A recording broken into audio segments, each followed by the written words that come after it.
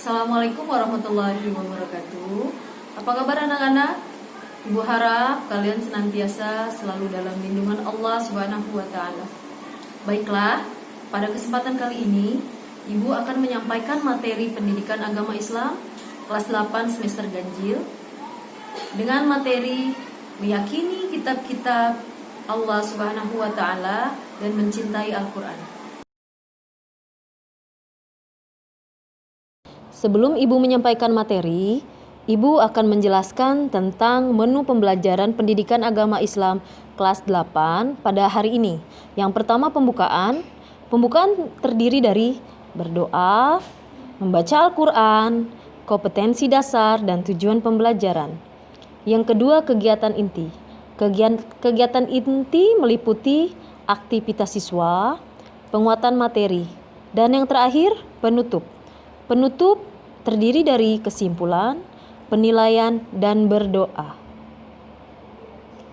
Marilah sama-sama kita buka materi kita pagi hari ini dengan membaca doa sebelum belajar. A'udzubillahi minasyaitonirrajim. Bismillahirrahmanirrahim. Raditu billahi rabba wa bil islami dina wa bi Muhammadin nabiyya wa rasulah. Rabbi zidni ilman warzuqni fahman. Amin.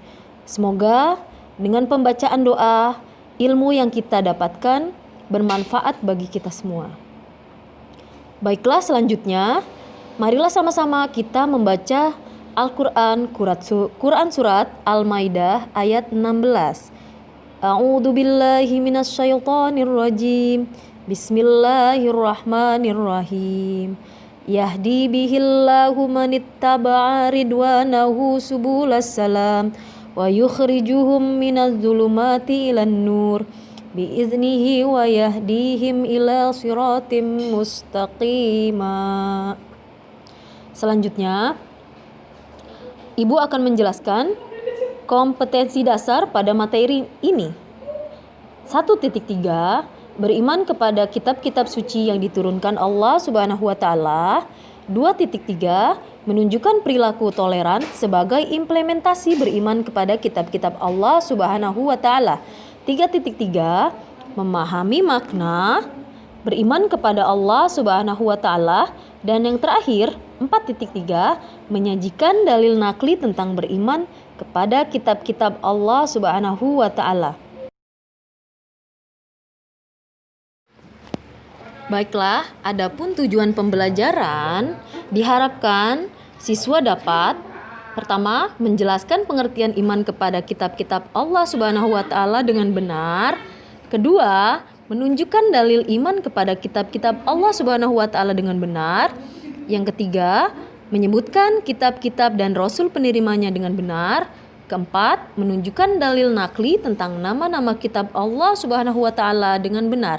Yang terakhir, menyebutkan nabi dan rasul yang menerima kitab-kitab Allah Subhanahu wa taala dengan benar. Selanjutnya, adapun strategi pembelajaran yang akan Ibu sampaikan. Yang pertama, inquiry, kedua, mind mapping, dan yang ketiga, product. Ibu akan menjelaskan aktivitas siswa. Yang pertama, mengamati, yaitu siswa mengamati video pembelajaran. Yang kedua, membaca. Siswa membaca buku paket halaman 1 sampai dengan 12. Yang ketiga, menyimpulkan. Siswa bersama guru menyimpulkan materi pembelajaran. Keempat, penilaian. Siswa mengerjakan penilaian pengetahuan pada buku tulis masing-masing. Dan yang terakhir, mind mapping. Siswa membuat tugas mind mapping langsung menggunakan aplikasi atau manual di kertas karton.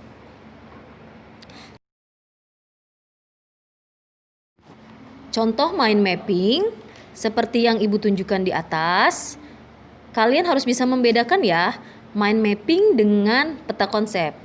Mind mapping di sini biasanya berakar. Kalau peta konsep biasanya berkolom-kolom ke bawah. Kalian bisa menemukan contoh mind mapping di internet maupun sumber lainnya. Penguatan materi. Adapun penguatan materi yang akan Ibu sampaikan, yang pertama, pengertian iman kepada kitab-kitab Allah. Dalil iman kepada kitab-kitab Allah dan Rasul penerimanya. Dalil nakli kitab-kitab Allah Subhanahu wa taala dan Nabi dan Rasul yang menerima kitab-kitab Allah Subhanahu wa taala. Baiklah, dalam penguatan materi kali ini, Ibu akan menyampaikan pengertian iman kepada kitab-kitab Allah. Seperti yang sudah Ibu sampaikan di kelas 7 dahulu, bahwa rukun iman ada 6. Salah satunya adalah iman kepada kitab-kitab Allah. Seperti yang kita ketahui, iman berarti percaya. Sedangkan menurut istilah, iman berarti meyakini dalam hati, diucapkan dengan lisan, dan dibenarkan dengan perbuatan. Adapun pengertian iman kepada kitab Allah Subhanahu wa taala yaitu percaya dan yakin dengan sepenuh hati bahwa Allah Subhanahu wa taala telah menurunkan kitab-kitabnya kepada para rasulnya. Ajaran yang terdapat di dalam kitab tersebut disampaikan kepada umat manusia sebagai pedoman hidup agar dapat meraih kebahagiaan dunia dan akhirat.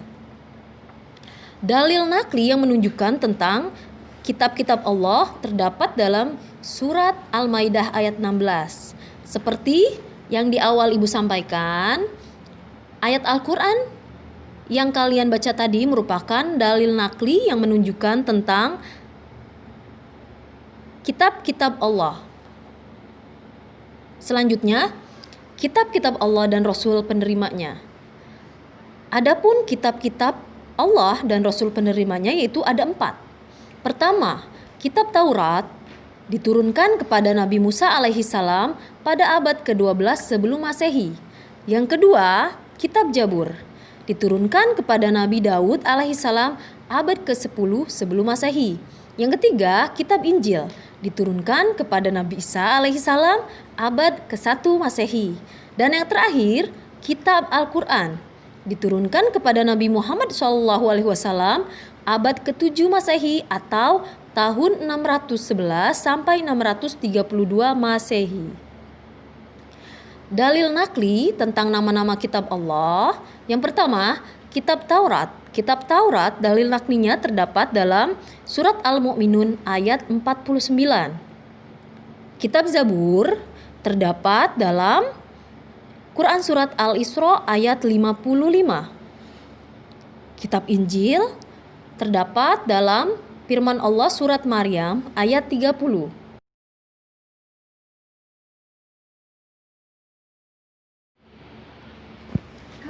Sedangkan kitab Al-Quran diturunkan sesuai firman Allah surat Ali Imran ayat 3.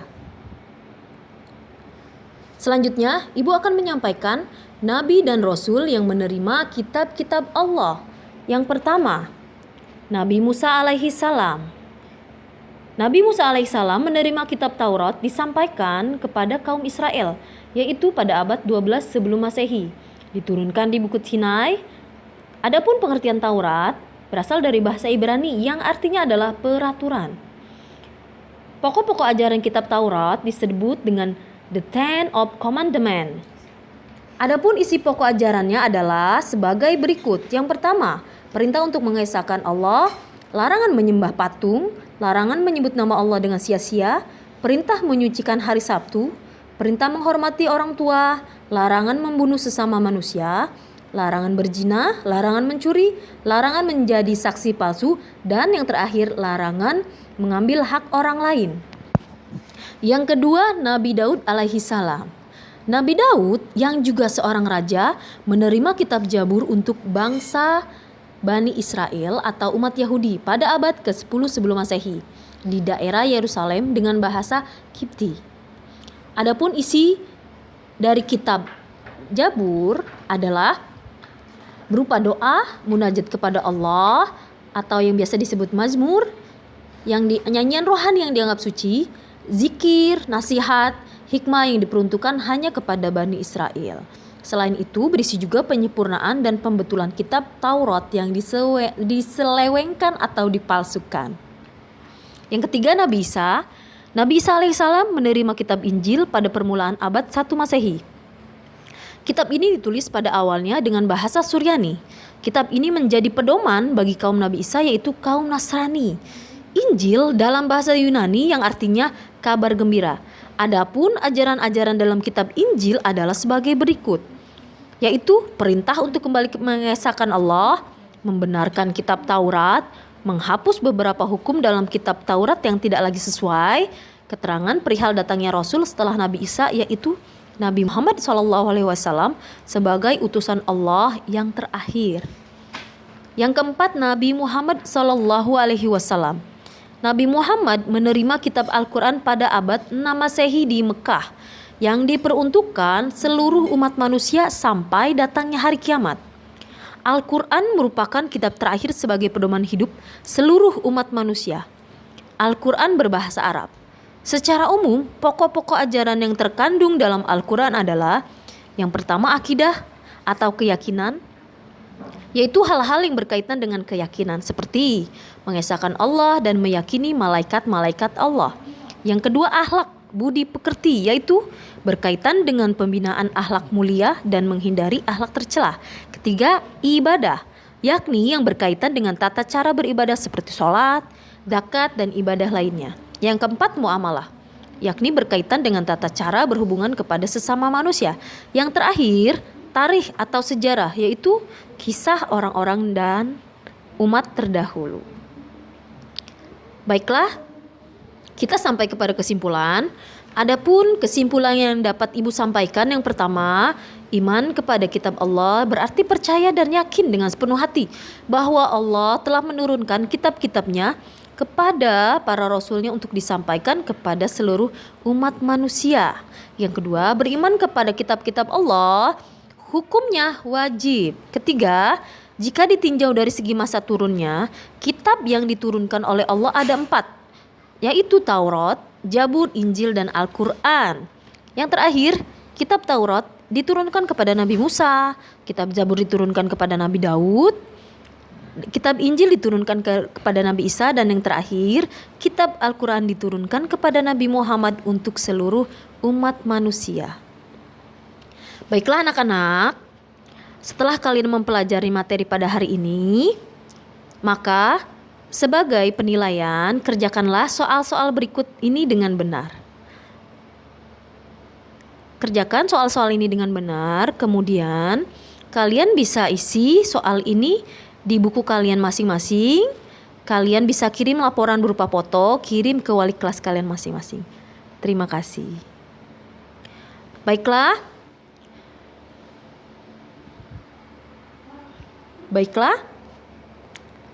Mungkin hanya ini yang Ibu dapat sampaikan. Marilah sebelum kita tutup, alangkah baiknya kita tutup materi kali ini dengan membaca doa. Doa setelah belajar. Bismillahirrahmanirrahim. Allahumma inni istaudiuka ma alamtanihi fardudhu ilayya inda hajati wala tansanihi ya rabbal alamin. Amin, amin ya rabbal alamin. Semoga materi yang Ibu sampaikan bermanfaat bagi kalian. Amin, amin ya rabbal alamin. Pesan Ibu, jaga kesehatan, tetap belajar di rumah, dan patuhi protokol kesehatan. Wabillahi taufiq wal hidayah. Wassalamualaikum warahmatullahi wabarakatuh.